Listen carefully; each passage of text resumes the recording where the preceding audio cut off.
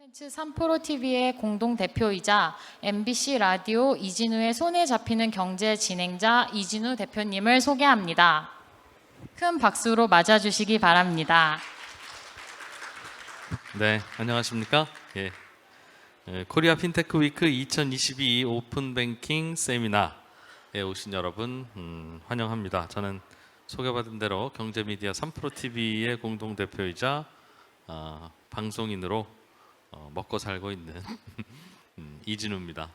혹시 주변에 계신 분들 중에도 이 세미나에 관심이 있으신 분들은 빈자리가 좀 있으니까요. 편히 앉으시면 되겠습니다. 앞자리에도 한 10여 석 정도 남아 있는데 재미있는 세미나가 될 예정입니다.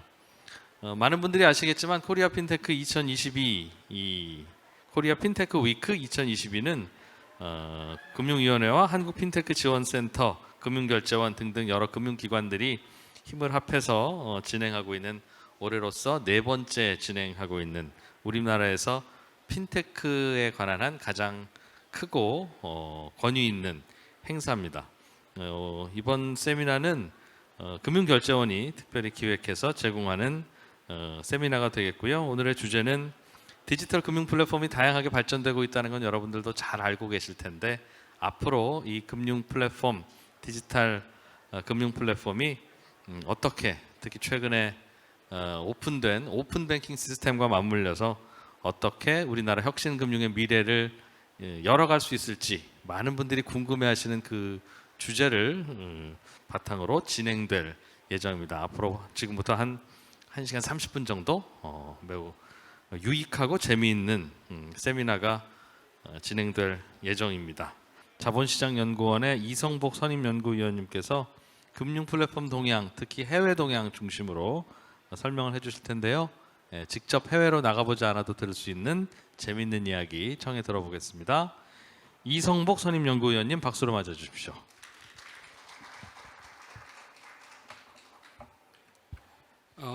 저도 해외를 나가보지 않은 상태에서 이 발표 자료를 준비했기 때문에 부족한 점이 많을 거라고 생각을 합니다. 자본시장연구원의 이성복이고요. 국내외 금융 플랫폼 동향과 시사점에 대해서 간략하게 말씀을 드리겠습니다. 우선은 금융 플랫폼이 무엇인가에 대해서 한번 깊게 고민해 볼 필요가 있다고 생각이 되는데요.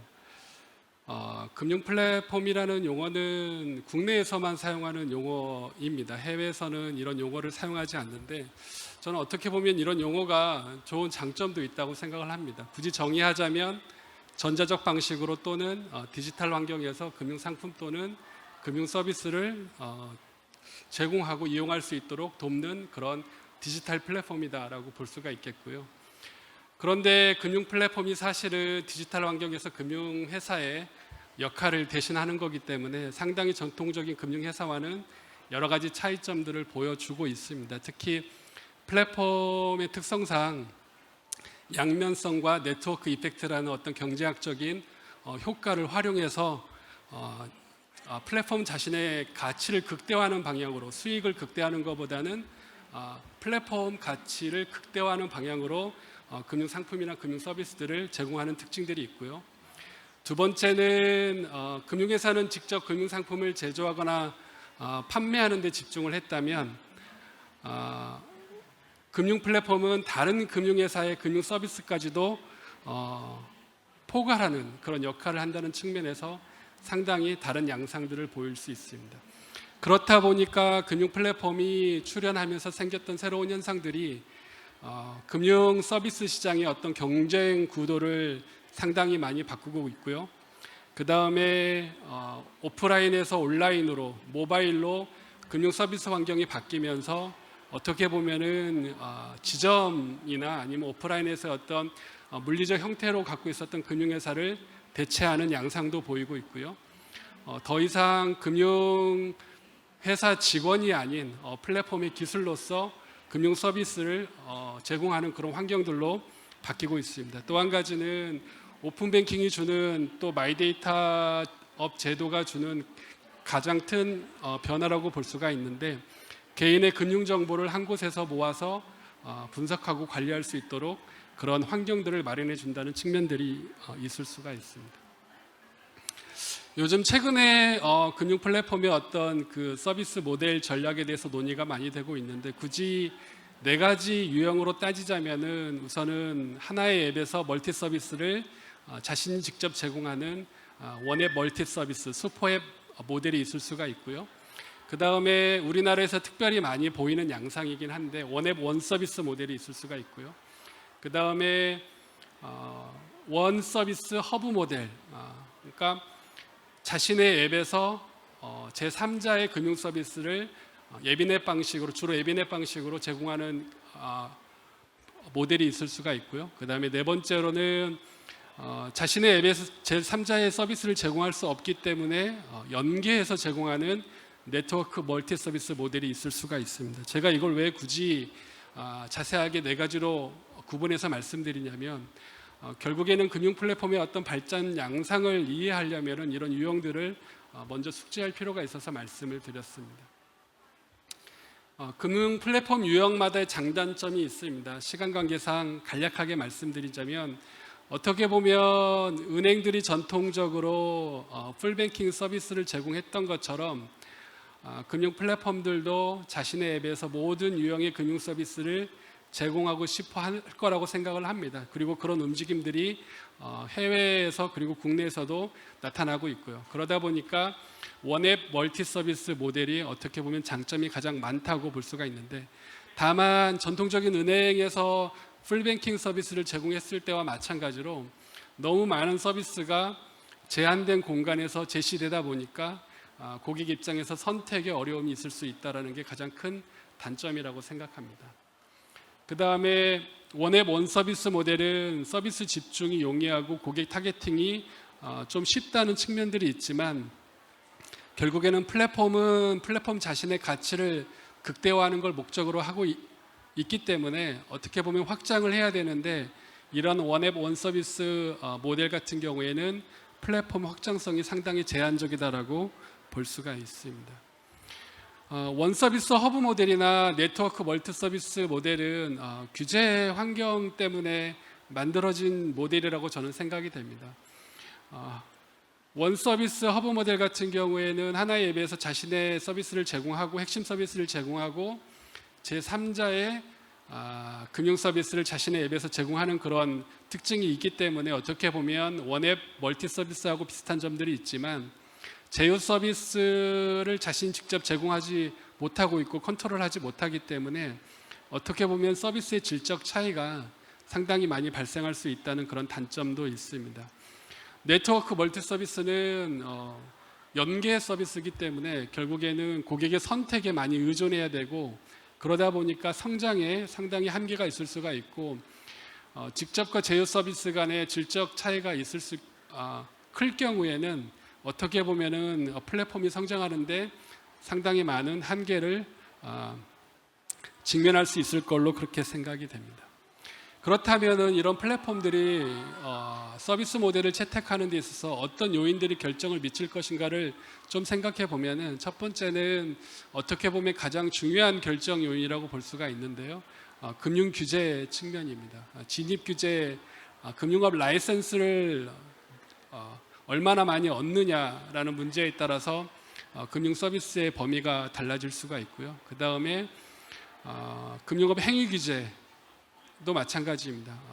어떤 방식으로 금융 서비스를 제공하느냐에 대한 규제에 따라서 금융 서비스를 제공하는 방식이 달라질 수 있습니다. 아까 말씀드린 것처럼 원 서비스 허브 모델이나 네트워크 모델 같은 경우에도 직접 제공할 수 없기 때문에 이런 제휴를 통해서 제공하는데, 그것조차도 사실은 행위 규제에 따라서 상당히 제약을 많이 받을 수 있습니다. 사업 목적에 따라서도 사실은 금융 플랫폼의 어떤 서비스 모델이 달라질 수 있다고 생각됩니다. 금융업을 전업할 것인가, 아니면 비금융 서비스도 제공할 것인가, 아니면 내가 제공할 핵심 서비스가 무엇이냐에 따라서 서비스 모델이 달라질 수 있다고 생각합니다. 원래는 서비스 모델에 따라서 수익 모델이 결정되긴 하지만, 최근에 그 핀테크 기업들, 특히 금융 플랫폼들의 발전 양상을 살펴보면은 수익 모델에 따라서 서비스 모델이 결정되는 경우도 종종 있는 것 같습니다. 그다음에 지금까지 살펴본 것은 공급 측면에서의 결정 요인이었다면 수요 측면에서의 어떤 결정 요인도 상당히 중요하다고 생각합니다. 궁극적으로는 오프라인에서는 결국에 공급자 위주의 어떤 영업 방식이 통했다면은 디지털 환경에서는 결국 금융 소비자의 터치, 선택이 중요한 기제로 작동을 할 수밖에 없기 때문에 결국에는 금융 소비자가 원하는 방향으로 서비스 모델이 진화될 수밖에 없다라고 생각됩니다. 그렇다면 해외는 어떻게 발전하고 있는지를 먼저 살펴보겠습니다. 우선은 제가 한 2, 3년 동안 해외 금융 플랫폼에 대해서 연구해 본 결과, 그리고 오늘 소개드릴 몇 가지 사례들을 토대로 요약해 본 결과 한 4가지 정도로 말씀드릴 수 있을 것 같습니다. 우선은 고객이 가장 편리하고 막힘없이 서비스를 이용할 수 있도록 고객의 서비스 니즈, 그리고 서비스 간의 연결성을 고려해서 고객 편의와 경험 중심으로 서비스를 구현하는 데 중점을 두고 있다. 아까 카카오뱅크의 발표에서도 이러한 부분들을 상당히 많이 강조했는데 해외에서는 이런 부분들이 가장 최우선 가치로 제시되고 있습니다. 국내랑 약간 좀 다른 점이 있다면은 가장 기본적인 서비스로 뱅킹 서비스가 은행이 아니더라도 은행과 제휴하는 방식 등을 통해서 당좌 계좌, 직불카드, 오픈뱅킹, 다른 금융회사의 계좌에 연결해서 관리할 수 있는 서비스를 기본적으로 제공하고 있다는 특징들이 공통적으로 발견됩니다. 그 다음에 해외에서 또 국내와 크게 다르게 나타나는 금융 플랫폼의 발전 양상 중에 하나는 라이선스 취득이나 아니면 자회사 설립, 그리고 제3자 제휴를 통해서 다양한 금융 서비스를 자유롭게 구성하고 제시하고 있습니다. 어떻게 보면 그렇기 때문에 해외 금융 플랫폼들이 빠르게 짧은 시간 안에 유니콘으로 성장하고 또 실제 상장을 하는 게 아닌가라는 생각을 합니다. 전부 다 그런 건 아니지만 원앱 멀티 서비스로 빠르게 발전하고 있다는 게 또 한 가지의 마지막 발전 양상 특징 중에 하나라고 볼 수가 있습니다. 브로그에 보면은 자세하게 각 사례에 대해서 설명을 드리고 있지만 발표 시간이 제한이 있어서 간단하게만 말씀드리겠습니다. 서파이는 2011년에 미국에서 설립됐습니다. 원래는 대학생 학자금 대출 서비스로 출발을 했습니다. 원앱 원서비스 그런 모델을 채택했던 핀테크 기업입니다. 지금은 거의 모든 금융 서비스를 제공하고 있습니다. 서파이의 가치는 원스톱 샵 for your finance였습니다. 보시다시피 자회사 설립뿐만 아니라 제휴를 통해서도 여러 가지 금융 서비스를 포괄적으로 제공을 하고 있습니다. 아마 국내에서도 규제적인 환경이 좀 바뀐다면은 이런 서파이어 같은 금융 플랫폼이 국내에도 나타나지 않을까라는 생각을 합니다.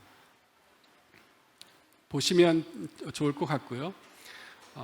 폼페는 2015년에 인도에서 설립된 핀테크 기업입니다.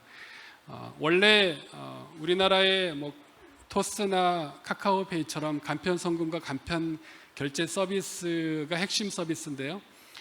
약간 좀 다르게 펀드 상품이나 보험 상품을 제휴나 아니면 라이선스 취득을 통해서 판매하고 있습니다. 비교하고 구매할 수 있는 서비스를 제공하고 있습니다. 그리고 간편 송금이나 간편 결제 서비스와 연계된 생활 밀착형 비금융 서비스도 동시에 제공하고 있습니다. 제가 여기에서 소개시켜드리는 해외 사례들은 국내 규제 환경에서 나타날 수 없는 그런 핀테크 기업들을 주로 금융 플랫폼들을 주로 말씀드린다는 점을 한번 상기해드리고 싶습니다. 차임은 은행이 아닙니다. 근데 사실상 미국에서 디지털 뱅크로 통하고 있고요. 원래 차임은 차임 뱅크라는 용어를 썼습니다. 근데 금융 당국에서 너희들이 디지털 뱅킹 서비스를 제공하는 건 좋지만 뱅크라는 단어는 쓰지 말라고 해서 뱅크를 쓰지 않기로 결정을 했고 차임으로 통하고 있는데, 보시면 알겠지만 은행이 아니지만 뱅커 뱅크하고 스트라이드 뱅크와 제휴해서 계좌 개설, 그 다음에 예금 지급 결제 서비스를 제공하고 있는 특징이 있습니다. 어떻게 보면은 국내로 따지자면 사실상 은행이라고 해도 과언이 아니라고 생각을 합니다. N26는 2013년에 독일에서 설립된 핀테크 기업입니다. 디지털 은행입니다. 디지털 은행이지만 우리나라의 인터넷 전문 은행처럼 풀뱅킹 서비스를 지향하지 않고 가장 핵심적인 당좌 계좌 개설과 직불카드 서비스만 제공하고 나머지 금융 서비스들은 제휴를 통해서 제공한다는 특징들이 있습니다.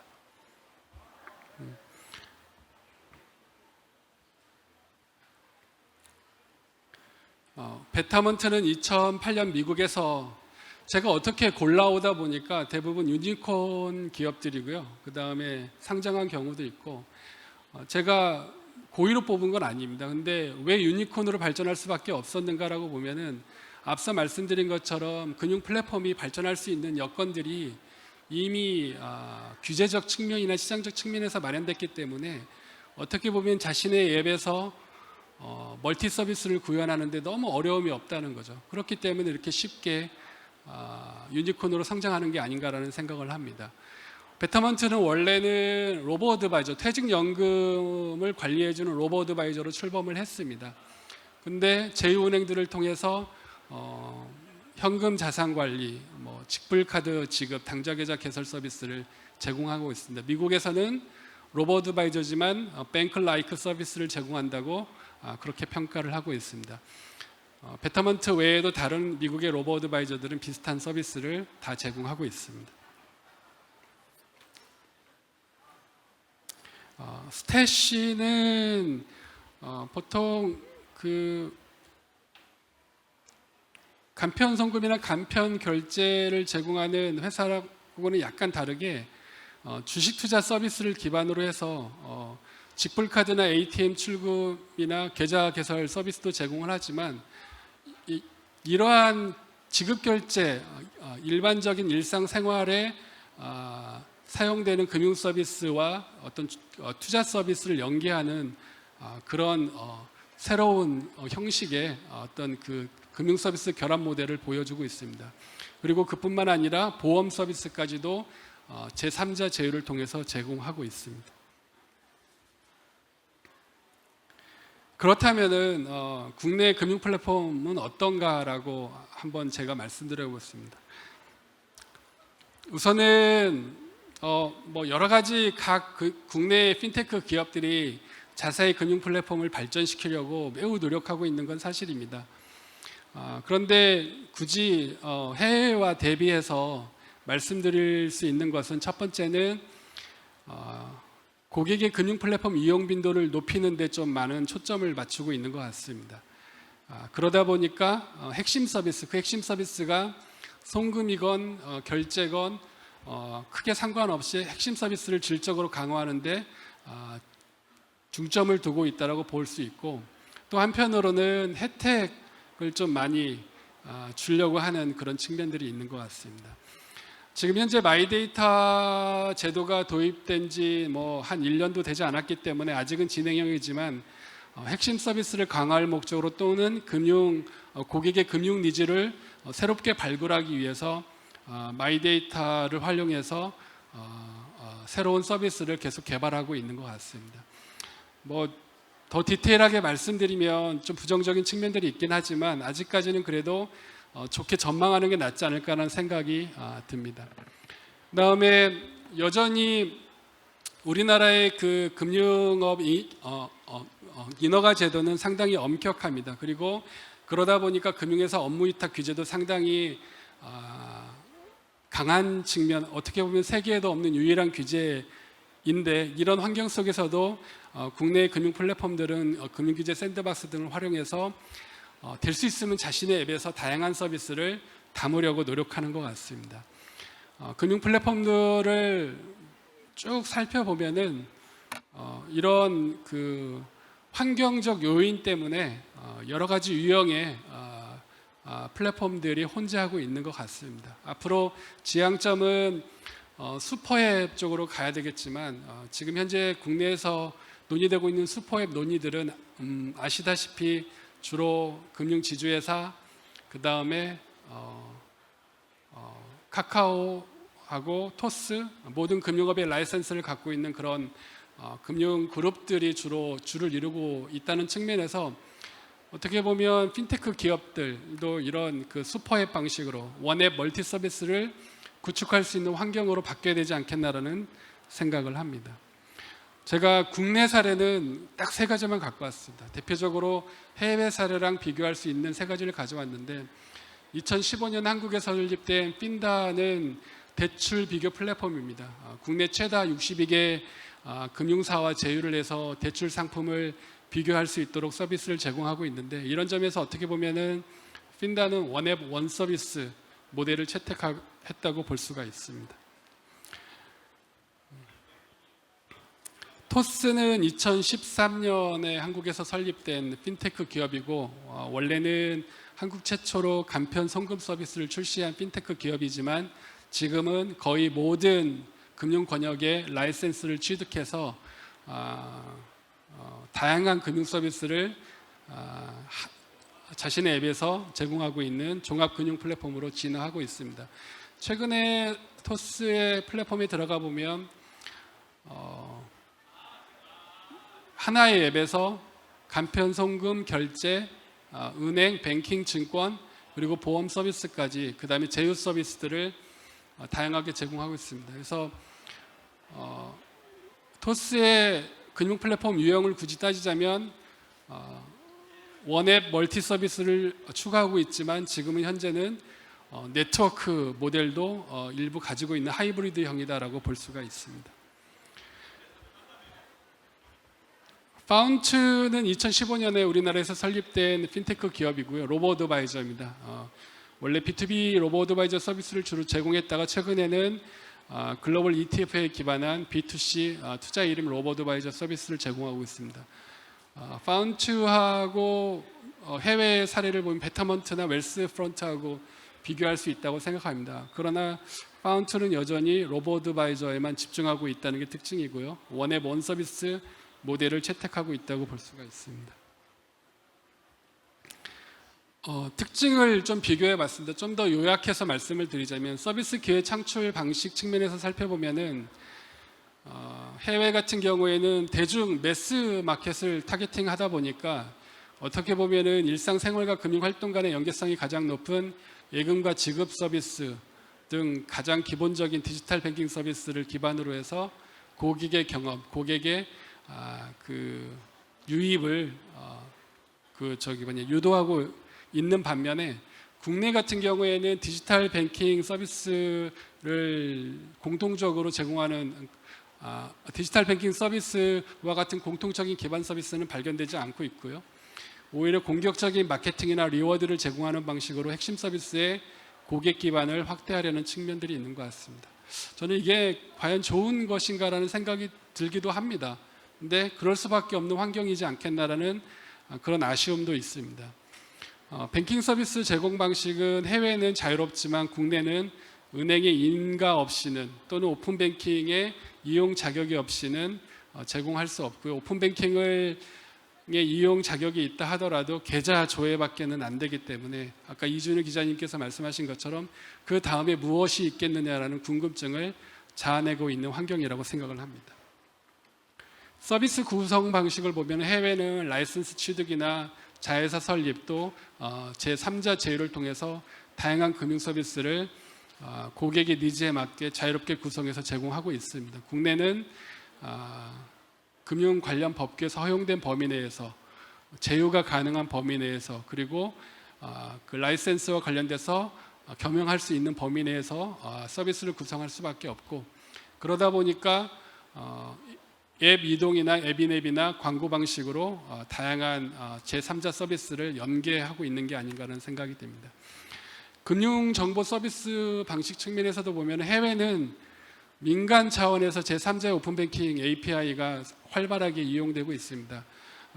미국의 플레이드라는 기업이 있는데 미국과 유럽의 금융회사뿐만 아니라 핀테크 기업 3,000여 개 넘는 핀테크 기업들을 대상으로 해서 오픈 뱅킹 API를 제공하고 있습니다. 근데 우리나라는 오픈 뱅킹 같은 경우에는 이용 자격이 있어야 되고요. 그 다음에 마이데이터업 같은 경우에는 마이데이터 허가를 받은 경우에만 고객의 금융 정보를 수집하고 관리할 수 있는 그런 한계가 좀 있습니다. 수익 창출 측면에서는 해외는 다양한 금융 서비스를 자유롭게 구성하고 제공할 수 있다 보니까 여러 가지 방식으로 수익을 창출할 수 있지만 국내는 기존 금융회사와 별반 다르지 않게 수익을 창출하거나 라이센스가 있는 경우에는요. 그렇지 않은 경우에는 대부분 금융상품 판매 수수료를 취득하는 방식으로, 일부는 광고 수수료를 취득하는 방식으로 제공하고 있는 한계가 있습니다. 이런 차이는 아시겠지만 국내 금융 플랫폼의 어떤 그 발전 양상의 차이는 가장 큰 거는 어떻게 보면 규제 환경인 것 같습니다. 특히 금융업 진입 규제가 지금처럼 엄격하더라도 금융회사 업무위탁 규제가 해외처럼 좀 자유롭게 풀려진다면 원앱 멀티 서비스 구현도 가능하지 않을까라는 생각을 좀 합니다. 사업 환경도 마찬가지입니다. 진입 장벽이나 업무 제어나 금융정보 규제 등으로 인해서 서비스 구현이 어렵기 때문에 다양한 금융 서비스 제공에 많은 제약이 있는 게 아닌가. 결과적으로 수익 원천을 다양화하는 것도 상당히 어렵다라고 볼 수가 있고요. 그러다 보니까 시장 환경도 동일하게 연결돼서 작동하는 것 같습니다.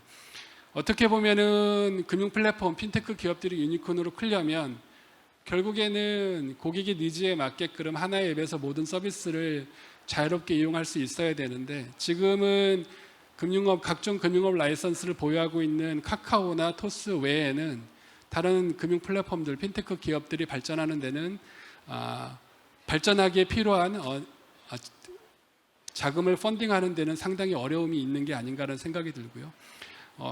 첫 단추부터 잘 풀어야 지금의 기술력 있는 우리나라의 핀테크 기업들이 좀 더 성장할 수 있는 기회가 있지 않을까라는 생각이 됩니다. 정책적 시사점은 제가 이미 다 말씀드린 것 같습니다. 간략하게 말씀드리면 금융업 인허가 정책을 바꾸라고 말할 수는 없는 것 같습니다. 하지만 금융회사 업무위탁 규제는 해외와 같이 좀 합리화하는 방향으로 바꿀 필요가 있다고 생각이 되고요. 그 다음에 최근 그나마 그래도 핀테크 기업들이 중점을 두고 있는 금융상품 판매와 관련해서는 등록 규제나 행위 규제를 좀 합리화할 필요가 있다고 생각되고요. 그 다음에 오픈뱅킹 마이데이터 서비스도 고객 니즈에 맞게 금융 플랫폼들이 자유롭게 구사할 수 있도록 좀 더 제도를 개선하고 완화할 필요가 있지 않을까라는 생각을 합니다. 이상으로 제 발표는 마치도록 하겠습니다. 예, 자본시장연구원의 이성복 선임연구원님 발표 고맙습니다. 굉장히 흥미로운 말씀을 주셔서 규제와 관련한 건데요. 규제가 우리나라는 많아서 다른 나라에서는 구현하는 서비스가 우리나라에는 안 되고 있다는 몇 가지 사례를 주셨는데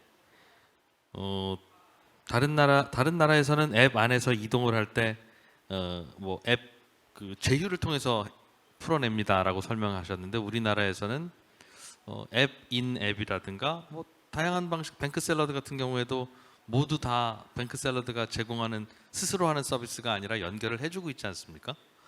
그런 거 보면 비슷한 것 같기도 하고, 즉 해외에서는 규제가 없어서 이건 되는데 우리나라에서는 이런 규제 때문에 이게 안 된다 하는 걸 딱 한 가지만 좀 사례를 설명해 주시면 이런 규제 때문이겠구나 하고 이해할 수 있을 것 같아서요. 제가 아까 베타먼트의 현금 자산 관리라고 뭉뚱그려서 설명을 드렸는데 여유 자금이 있는 고객들은 자신의 예금을 분산 예치하고 싶습니다. 근데 우리나라 환경에서는 아직까지는 분산 예치하려면 자기가 분산 예치할 은행들을 선택을 해야 되고요. 각 은행의 앱을 다운로드 받아서 실명 확인을 해서 예금 계좌를 개설을 해야 되고요. 그리고 자금 이체를 해야 됩니다. 베타먼트가 제공하고 있는 현금 자산 관리 서비스는 이러한 수요를 베타먼트 안에서 모두 서비스를 모두 다 진행할 수 있도록 합니다. 베터먼트에서 캐시 리저브라는 서비스에 가입을 하면은 4개의 은행에 자동으로 분산 예치를 해주고요. 그 예금의 그 관리도 베터먼트가 직접 제공을 합니다. 그 베터먼트의 캐시 리저브 서비스의 그 약관을 살펴보면은 고객은 제휴은행에 앱에서 자신의 예금 가입 정보를 확인할 수 없도록 제한하고 있습니다. 베터먼트 앱에서만 가입 현황을 살펴볼 수가 있고요. 그 다음에 예금 계좌의 해지도 제휴은행에서 직접 할 수가 없고요. 고객은 베터먼트를 통해서만 예금 계약을 해지할 수가 있습니다. 국내에서는 상상도 할 수 없는 서비스이고 아마 여기 계신 분들은 다 아실 겁니다. 그래서 그 이유 중에 하나는 앞서 말씀드린 것처럼 금융회사 업무위탁 규제에서는 은행의 본질적인 업무 중에 하나가 예금과 관련된 계좌의 개설, 관리, 해지를 본질적 업무로 규정하고 있고 제3자한테 위탁하지 못하도록 금지하고 있기 때문에 국내에서는 사실상 이런 서비스가 제공될 수가 없는 상황입니다.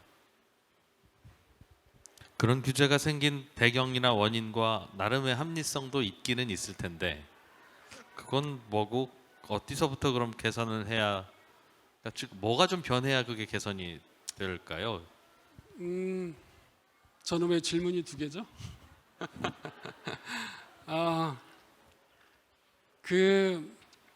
사실 우리나라 그 금융기관의 업무위탁에 관한 규정이 생긴 가장 큰 이유는 오프라인 환경에서는 우리나라가 해외 충격에도 상당히 약하고 지금도 경제 상황이 좋지는 않지만 금융산업의 안정성을 상당히 잘 유지했어야 됐기 때문에 금융업 인가도 정말로 건전하고 안전한 금융회사만이 시장에 진입하도록 그렇게 해왔기 때문에 인허가 정책을 그렇게 유지해왔기 때문에 이런 본질적인 금융회사의 업무를 제3자한테 위탁하는 것은 어떻게 보면 우회의 금융업 진입이라고 판단을 했던 것 같습니다. 하지만 지금은 시대가 변했고 디지털 환경으로 바뀌었기 때문에 이제는 과거의 그 규제 철학도 좀 바뀌어야 되지 않을까라는 생각이 듭니다. 쉽지 않은 일이긴 하지만 이 부분도 좀 원점에서 다시 한번 살펴볼 필요가 있지 않겠나라고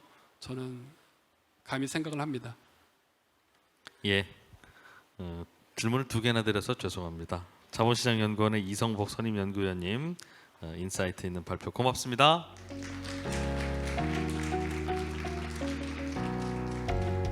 예,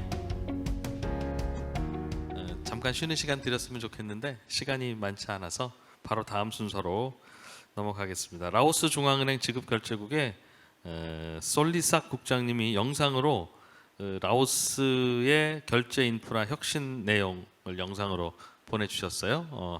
같이 한번 보시겠습니다.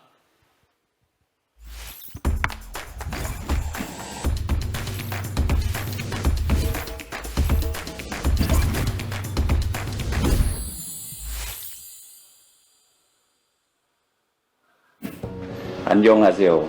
Hello everyone. I'm Surisat Thamnuwong, representative of Bank of the Laopedia. I'm very delighted to be invited to this event again. This is my 3rd time to join the Korea FinTech Week. First, I would like to thank the Financial Services Commission for organizing this event. From the agenda, I found that this event will definitely enlighten us on the trend and advancement of financial technology and innovation in fintech industry, which will be presented by hundreds of leading fintech companies around the world. I do believe that all participants will gain more ideas and knowledge from this event. As we can see, nowadays fintech plays an alternative role in our daily life, especially in facilitating our financial activities by making it easier, faster, more transparent, and most importantly, with lower cost. In Laopedia, fintech market is gradually growing and payments covers the major ratio of fintech market shares. In 2022, there are total 48 payment service providers, including 38 banks and 10 entities, and some of them even got several licenses of payment services. The trend of electronic payments has been increasing both in value and volume since 2019. The e-payment or non-cash payment transaction in 2019 made up to 29.3% of total payment value. In mid-2022, the e-payment value accounts for 51%. The reason is that people turn to process their financial transaction via electronic channel rather than paying by cash. For your information, Bank of the Lao PDR adopted the Payment System Development Strategy for Banking and Finance 2021 to 2025. The strategy clearly defines core activities for payment system development, covering 5 main goals, which are creating and developing the payment system to facilitate the digital economy and digital transformation, upgrading the payment infrastructure to meet the international standard, promoting the variety and sustainability of cross-border payment services, promoting the e-commerce, and promoting the financial inclusion. In order to achieve these goals, Bank of Lao PDR is currently working on regulatory framework, upgrading the existing payment system, and developing payment system standards. One of standards related to the data sharing or open banking via API for banking and finance sector. In 2021, Bank of Lao PDR signed an MOU with KFTC for technical assistance on the open banking development in Lao PDR. From that assistance, we had a chance to visit Korea in June 2022 to exchange experiences and knowledge in open banking with KFTC, fintech companies, banks, and fintech center. We have learned a lot from that visit, and now we are working on modeling our open banking roadmap. Now, look at the regional level. The ASEAN Plus 3 Working Group on Enhancing Policy Coordination for Technological Advancement, or Working Group 4, has been formed in March 2021, and Bank of the Lao PDR is also a member of this working group. Aside from FinTech Regulatory Framework, the Working Group 4 proposed the concept TA project on open banking in ASEAN Plus 3 in June 2022. This concept proposal will benefit ASEAN Plus 3 member countries, including Lao PDR, in 3 focus areas. 1. Reducing financial development gaps in the region and enhancing financial inclusion. 2. Creating an open, favorable, and interconnectedness financial environment. And 3. Responding to transnational crises. Lastly, on behalf of Bank of the Lao PDR, I would like to extend my sincere thanks for having me at this event. Hope all participants enjoy the rest of the program. Thank you. 예, 라오스 중앙은행의 설리사 국장님의 영상도 고맙게 잘 봤습니다. 디지털 금융 플랫폼 내지는 디지털 금융이라고 하는 게 재밌는 게 우리나라 같은 경우는 자꾸 디지털로 가고 하는 게 금융 포용성을 해친다고 하는데, 왜냐하면 스마트폰 제대로 사용 못하는 노약자들은 이제 은행도 못 간다는 얘기냐 하는 것 때문에. 재밌게도 이렇게 제3세계의 개발도상국들은 디지털 금융으로 가는 게 금융 포용성을 위한, 그것을 더 발전시키기 위한 수단이다라고 주장하고 또 그게 받아들여지더군요. 왜냐하면 은행들이 곳곳에 없다 보니 차라리 스마트폰으로 접근하는 게 훨씬 더 금융 포용성을 높이는 일이 되니까요. 라오스 중앙은행도 지급결제 시장에서 다양한 시도와 발전 잘 이루어내시길 기대하겠습니다. 마지막 발표는 금융결제원 오픈뱅킹 팀의 김동현 팀장님께서 나오셔서 오픈뱅킹 활용 사례 그리고 발전 방향을 주제로 발표해 주시겠습니다. 마지막 발표인데 뜨거운 박수로 맞아주시고요.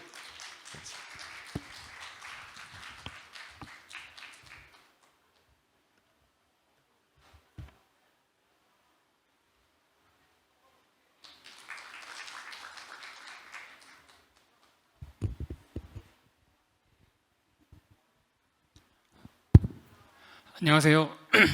코리아 핀테크 위크 세미나에서 뵙게 되어 반갑습니다. 저는 금융결제원에서 오픈뱅킹을 담당하고 있는 김동현이라고 합니다. 제가 오늘 발표드릴 주제는 오픈뱅킹 활용 사례 및 발전 방향인데요. 오늘 제 발표를 통해서 조금이나마 오픈뱅킹을 이해하는 데 도움이 되는 시간이 되었으면 좋겠습니다. 제가 발표할 내용인데요.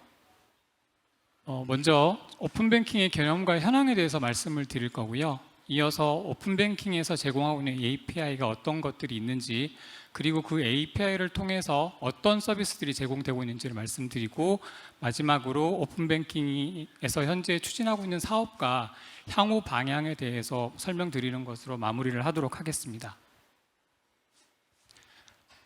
많은 금융 소비자분들이 사실 오픈뱅킹에 대해서 잘 모르실 수도 있는데요. 우리의 일상생활 속에서 제공되는 많은 금융 서비스 안에는 오픈뱅킹이 들어가 있는 경우가 많습니다. 저희가 일상에서 어떤 앱을 통해서 본인이 갖고 있는 자산을 다 본다거나, 아니면 친구에게 돈을 보낸다던가, 아니면 온라인 쇼핑에서 결제하는 경우들이 있는데요. 이때 금융회사의 앱이나 핀테크 앱을 통해서 그 계좌에 접근해서 정보를 조회하고 이체할 수 있는데, 이런 것들을 가능하게 하는 것들이 오픈뱅킹이라고 보시면 될 것 같습니다. 다음 슬라이드에서 좀 더 구체적으로 말씀을 드리겠습니다. 아마 이 자리에 계신 분들도 왼쪽에서 보고 계신 앱들을 통해서 한 번쯤은 간편 결제나 송금을 이용해 보셨을 텐데요. 그 처리 흐름에 대해서 한번 말씀을 드리면, 우선 고객이 그 어떤 핀테크 앱을 통해서 오픈뱅킹 서비스에 대한 이용 동의를 하고, 그 다음에 출금을 할 계좌를 등록했다고 가정을 하겠습니다. 그러면 고객은 핀테크 앱을 통해서 어떤 정보 조회나 송금에 대한 요청을 할 거고요. 그러면 그 핀테크 기업은 그 요청을 아마 그 결제원에서 제공하는 표준화된 API를 통해서 결제원으로 전송을 하고, 결제원은 이게 정당한 거래인지를 확인한 다음에 금융회사로 전달하게 됩니다. 그러면 금융회사는 이 고객의 요청에 따라서 금융 업무를 처리한 다음 처리 결과를 결제원을 경유해서 핀테크 기업으로 전송을 하고, 핀테크 기업은 앱을 통해서 고객에게 처리 결과를 보여준다고 보시면 될 것 같습니다. 이러한 오픈뱅킹은 핀테크뿐만이 아니라 금융회사도 이용할 수 있는데요. 방금의 처리 흐름은 동일하고, 예전에는 이제 금융회사들도 오픈뱅킹을 이용하게 되면서 원래는 자사의 자산이나 이런 이체 기능만 제공을 했다면, 이제는 오픈뱅킹을 통해서 A은행에서 B은행의 계좌를 조회하고 B은행의 계좌에서 출금할 수 있는 것들이 이루어진다고 보시면 될 것 같습니다. 방금 오픈뱅킹의 개념에 대해서 간략히 설명을 드렸는데요. 이런 오픈뱅킹이 도입되게 된 배경과 지금까지의 진행 경과를 간략히 말씀을 드리면, 2019년 2월에 혁신적인 금융 서비스 촉진을 위해서 관계부처 합동으로 금융결제 인프라 혁신 방안이 발표되었고요. 같은 해 12월에 은행권과 핀테크 기업을 대상으로 오픈뱅킹이 본격 실시되었습니다.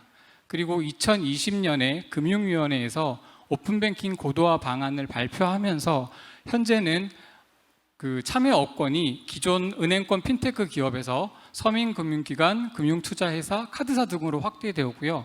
정보 제공의 범위도 그 업무 범위도 기존의 계좌 중심의 조회나 이체에서 카드 정보나 선불 정보의 조회로 확대되어 운영되고 있습니다. 국내 오픈뱅킹의 특징인데요. 우선 맨 왼쪽의 이용기간은 웹이나 앱이라는 채널을 통해서 고객에게 직접 서비스 이용을 하는 기관으로 보시면 될 것 같고, 일반 금융 소비자들은 그 이용기간만을 접점으로 생각하고 계실 거고요. 그 다음에 오른쪽에 있는 제공기관은 이용기관으로부터 전달받은 고객의 요청을 처리하는 기관이라고 보시면 될 것 같습니다. 그리고 이 이용기관과 제공기관을 연계하는 운영기관이 있고요. 그걸 지금 결제원에서 담당을 하고 있다고 보시면 될 것 같습니다. 그럼 특징을 보면, 첫째, 이제 이용기관들은 결제원이라는 운영기관을 단일 연결만으로 전체 금융회사의 정보나 기능이 이용이 가능해졌습니다.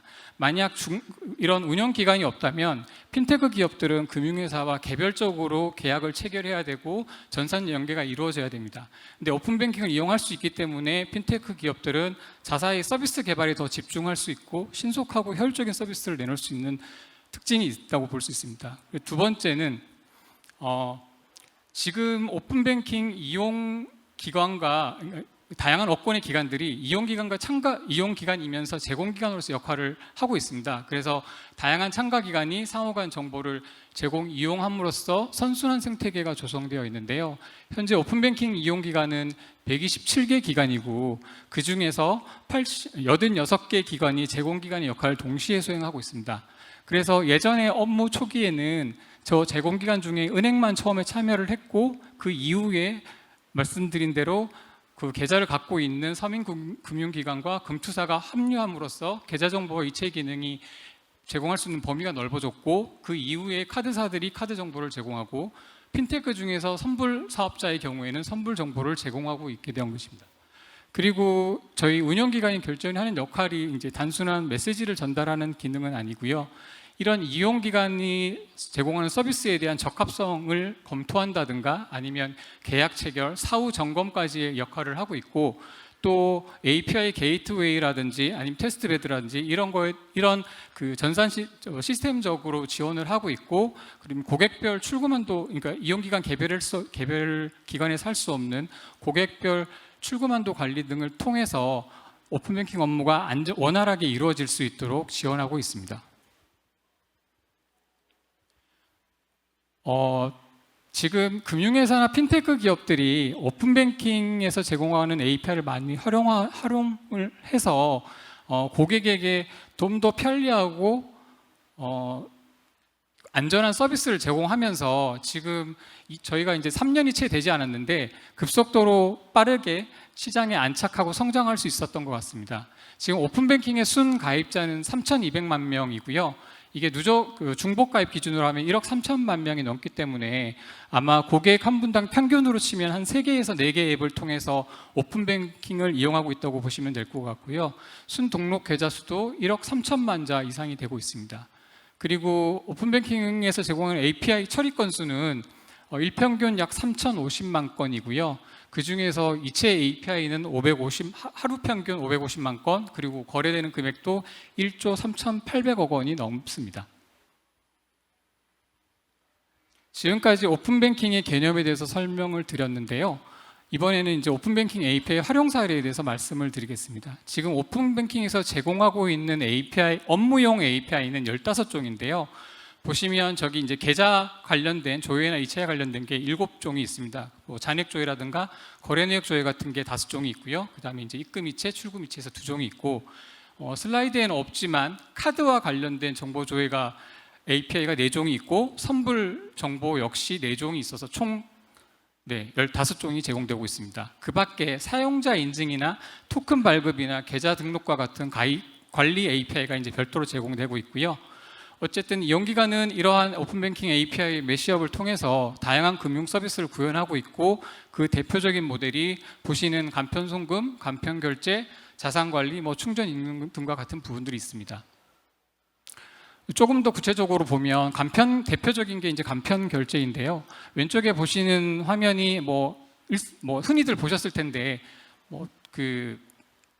핀테크 기업의 어떤 앱을 통해서 물품을 구매한다고 가정을 해보겠습니다. 그리고 고객이 사전에 그 핀테크 기업의 앱을 통해서 오픈뱅킹 서비스 이용에 동의하고 출금 계좌를 등록했다고 가정하면 고객이 이제 결제하기 버튼을 누르고 지문 인증을 통해서 승인을 하면 이제 이용 기관은 출금 이체란 API를 통해서 고객의 출금 계좌에서 해당 금액을 출금한 다음에 이용 기관의 주거래은행 계좌로 직금을 하게 됩니다. 그 이후에 그 이용기관과 가맹점 간에 맺어진 정상기일이라든가 수수료 등의 그 계약 조건에 따라서 정해진 일자에 입금이체 API를 통해서 대금을 정산하게 됩니다. 이런 간편결제 모델은 현재 정금법상 선불업이나 피지업 등의 라이선스가 필요합니다. 다음은 간편송금인데요. 마찬가지로 좌측에서 보시는 뭐 간편송금은 많이들 보셨을 거라고 생각을 하고요. 일단 돈을 보내는 사람인 송금인이 잔액을 조회할 수 있도록 잔액조회 API를 통해서 그 송금인이 가진 계좌의 잔액을 먼저 보여주고, 그 다음에 출금 이체를 지문인증 통해서 승인한다고 하면 출금 이체 API를 통해서 고객의 계좌에서 돈을 뺀 다음에 그 이용기관이 갖고 있는 그 고객의 선불머니에 해당 금액을 충전하게 됩니다. 그 이후에 선불머니 환급 입금이체 API를 통해서 선불머니 환급을 통해 돈을 받는 사람인 수취인 계좌로 입금을 하게 됩니다. 근데 만약 여기서 뭐 그 계좌로 수취인 계좌로 입금하는 경우가 아니라 선불머니가, 그러니까 선불 충전금 계정 간의 이동인 경우에는 입금이체 API가 필요 없이 이용기관에서 이제 계정 처리를 하기 때문에 생략되는 경우들도 있습니다. 현재 이 간편송금을 위해서는 정금법상 이제 선불업이 필요하고요. 단 그 향후 정금법 개정 방향에 따라서 필요 라이선스나 구현 방식이 변경될 수도 있을 것 같습니다. 방금 설명드린 간편송금이나 간편결제 외에 기타 활용 사례인데요. 제일 많이 쓰이는 부분이 한 번쯤 써보실 수도 있는데 출금이체 API를 통해서 뭐 서울사랑 상품권을 구입한다든가 이럴 경우에 쓰이고요. 그 다음에 소액해외송금업자 라이센스를 갖고 있는 그 업자가 제공하는 해외송금 서비스의 경우에 돈을 해외로 보내는 경우에는 잔액조회 API와 출금이체 API를 이용하고, 반대로 이제 돈을 해외에서 받는 경우에는 수취조회 API와 입금이체 API를 통해서 업무가 처리되고 있습니다. 그리고 뭐 보유계좌 인증은 흔히들 일원 인증이라고 많이 알고 계실 텐데요.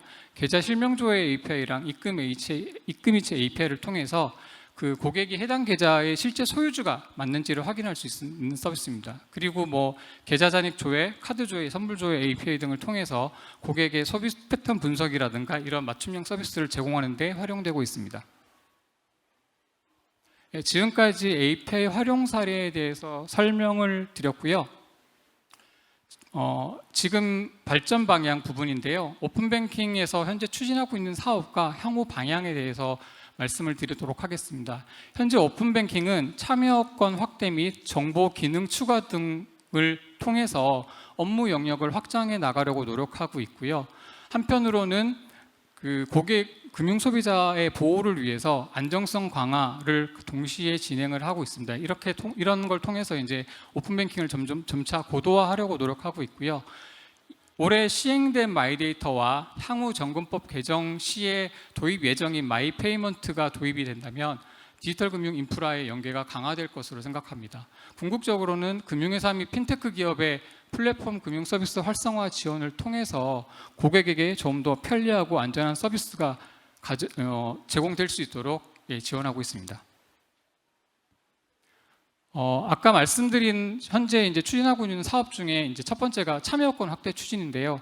아까 말씀드렸던 참여권 외에 이제 보험사, 캐피탈사 등으로 이제 참여권을 확대하려고 하고 있습니다. 그래서 저기 왼쪽에 보시면 이제 제공 정보 확대 부분인데요. 현재는 이제 계좌 정보, 카드 정보, 선불 정보가 제공되고 있는데 이제 보험사나 캐피탈사가 들어오면 보험 정보나 캐피탈사가 가진 대출 리스 정보가 추가될 예정이고요. 그다음 오른쪽에 보시면 이제 보험사나 캐피탈사의 앱에 오픈뱅킹이 탑재되기 때문에 이제 현재는 뭐 보험 상품을 안내하고 뭐 보험료 납입, 계약 체결까지 원스톱으로 처리될 수 있는 기반이 만들어졌다고 생각을 하고요. 그다음 뭐 예를 들어서 헬스케어 관련 선불 포인트 발행 충전 결제와 관련해서 이런 서비스들도 제공이 될 수 있을 것으로 생각하고 있습니다. 디지털 금융의 확산으로 고객은 편리해졌지만 그 반면에 뭐 메신저 피싱 등으로 인한 금융 사고들도 늘어나고 있습니다. 그래서 디지털 금융 사고와 관련해서 오픈뱅킹의 악용 가능성을 예방하고 최소화하기 위한 방안들을 추진 중에 있는데요. 첫 번째가 이용기관의 그 앱에 대해서 중요 정보 노출이라든지 이런 취약점들을 막기 위해서 보안 점검을 강화하고 있고요. 두 번째는 오픈뱅킹을 신규 등록하는 고객에 대해서 일정 기간 이용을 제한하는 방안도 고려하고 있습니다. 그래서 예를 들어서 일정 기간 출금을 막거나 아니면 이용 한도를 축소하는 방안을 검토 중에 있습니다. 그리고 세 번째는 이상거래 탐지 강화를 통해서 계속 탐지룰에 대한 개선을 통해서 이상거래를 차단하는 실효성을 높일 수 있도록 노력하고 있고요. 마지막 네 번째는 피해가 그러니까 금융사고의 피해가 발생했거나 아니면 우려가 되는 경우에 그 고객들이 사고 신고를 할 수 있는 체계를 만들려고 하고 있습니다. 그래서 예를 들어서 어떤 뭐 온라인이나 오프라인 채널을 통해서 고객이 이제 신고를 하게 되면 오픈뱅킹 가입이 제한되거나 아니면 지급 정지를 신청할 수 있는 기능들을 추진할 예정입니다. 네, 마지막으로 디지털 금융 인프라 연계 강화 부분인데요. 아까 말씀드린 대로 2019년 12월에 오픈뱅킹이 본격 실시되었고요. 올해 1월에 마이데이터, 그러니까 본인 신용 정보를 통합 조회할 수 있는 마이데이터 사업이 시행이 되었고요. 그리고 이제 정금법 개정이 되면 지급 지시 전달업자라고 불리는 마이페이먼트 사업이 이제 도입될 것으로 보입니다. 일단 이제 제가 보기 아까 말씀드린 연계 강화라는 부분이 이제 마이데이터를 통해서 초개인화된 고객의 정보를 가지고 상품이나 서비스를 제공하고 그 다음에 오픈뱅킹이나 마이페이먼트를 통해서 이체까지 연결할 수 있도록 함으로써 서비스의 완결성을 높일 수 있을 거라고 생각을 합니다. 현재 제가 지금 정확한 수치는 모르는데 마이데이터 사업자가 한 60여 개 되는 걸로 알고 있고요. 그 중에 이제 40여 개 기관이 마이데이터 사업자이면서 오픈뱅킹 이용 기관입니다. 네, 이런 연계를 통해서 좀 더 고객에게 편리하고 그다음에 이제 안전한 서비스를 제공할 수 있을 거라고 생각이 됩니다. 예, 제가 준비한 발표는 여기까지고요. 혹시 궁금한 사항이 있으시면 질문 주시면 답변 드리도록 하겠습니다. 예. 혹시 계신 분들 중에는 질문이 없으십니까? 좀 시간이 6시가 넘은 것 같아서 굳이 안 해주셔도 예. 괜찮을 것 같습니다. 세미나는 뭐 온라인으로도 언제든지 저희 홈페이지 오시면 항상 다시 보실 수 있으니까 현장에서 못다한 질문을 저희가 따로 주시면 연사에게 전달해드리고 질문자의 이메일을 저희가 갖고 있는 것 같아요. 그쪽으로 서로 커뮤니케이션 하실 수 있도록 네, 언제든지 뭐 이메일이나 연락 주시면 네. 답변을 드리도록 하겠습니다. 예. 금융결정은 오픈뱅킹 팀의 김동현 팀장님 수고 많으셨습니다. 고맙습니다. 감사합니다. 예. 오늘 디지털 금융 플랫폼의 발전 그리고 오픈뱅킹의 역할과 혁신 금융의 미래 하나하나의 단어들이 다 무게감 있는 키워드들인데요. 잘 녹여서 발표해 주신 발표자님들 덕분에 상당히 다양한 사례들, 폭넓은 지식을 또 쌓아갈 수 있는 기회였습니다. 저도 뭐 은행권의 핀테크 전략, 또 비금융권의 전략, 그리고 해외 사례를 통한 우리나라와의 규제 차이 등등 많이 배울 수 있는 기회였습니다. 오늘 세미나는 일단은 여기서 마무리하고 또 다음 기회에 여러분들 초청해서 또 좋은 자리 마련해 주실 것 같습니다. 그렇죠? 네. 예, 편안한 저녁 되시고 전 여기서 마무리하겠습니다. 편안히 잘 돌아가십시오. 고맙습니다.